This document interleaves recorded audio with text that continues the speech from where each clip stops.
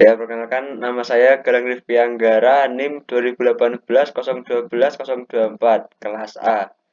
Ini adalah tugas ergonomi lingkungan. Temperatur. Temperatur adalah suatu ukuran dingin atau panasnya keadaan atau sesuatu lainnya. Satuan ukur dari temperatur yang banyak digunakan di Indonesia adalah derajat Celcius. Semakin panas suatu benda, maka nilai derajatnya juga akan semakin tinggi. Dan sebaliknya, semakin dingin suatu benda, maka nilai derajatnya juga akan semakin rendah. Alat-alat ukur untuk mengukur temperatur adalah termometer.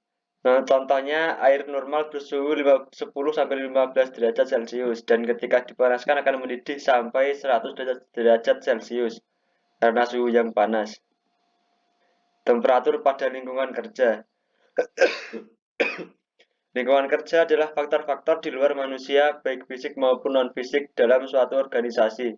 Temperatur sangat berkaitan erat dengan lingkungan kerja dan merupakan faktor yang penting dalam keselamatan kerja.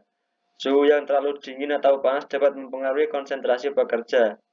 Contohnya saat bekerja di sebuah pabrik yang di dalamnya sangat panas, hal tersebut dapat menyebabkan menurunnya konsentrasi pekerja dan juga menyebabkan rasa yang tidak nyaman akibat temperatur yang sudah melebihi normal, dan hal tersebut dapat mengakibatkan kecelakaan kerja.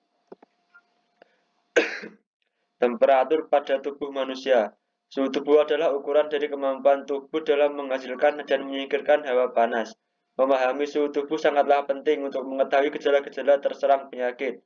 Suhu normal manusia berada di antara 36,5 derajat sampai 37,2 derajat Celcius. Suhu normal bisa berubah sepanjang hari dan aktivitas yang dilakukan setiap hari juga dapat mempengaruhi suhu tubuh. Contohnya ketika berolahraga di hari yang panas maka suhu tubuh akan meningkat. Suhu tubuh rendah dan tinggi. Suhu tubuh rendah atau hipotermia dapat memperlambat sistem kerja saraf dan berujung pada kegagalan fungsi organ jantung dan pernapasan serta kematian. Manusia dikatakan mengalami hipotermia ketika suhu tubuh di bawah 35 derajat Celcius. Ketika tubuh kehilangan panas lebih cepat daripada menghasilkannya. Suhu tubuh tinggi, hipertermia. Kondisi ketika suhu tubuh berada pada titik 40 derajat Celcius. Ini dapat terjadi ketika tubuh gagal mengatur suhu sehingga suhu pun terus meningkat. Hipertermia berbeda dengan demam.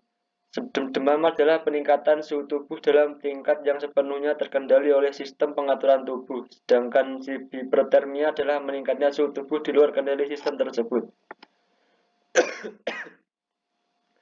Keadaan kondisi tubuh saat panas. 37 derajat Celcius suhu normal, 38 derajat Celcius berkeringat sangat tidak nyaman, 39 derajat Celcius berkeringat, kulit merah dan basah, napas dan jantung berdenyut kencang, kelelahan. 40 derajat Celcius berkeringat, dehidrasi, lemah, sakit kepala, muntah, pening.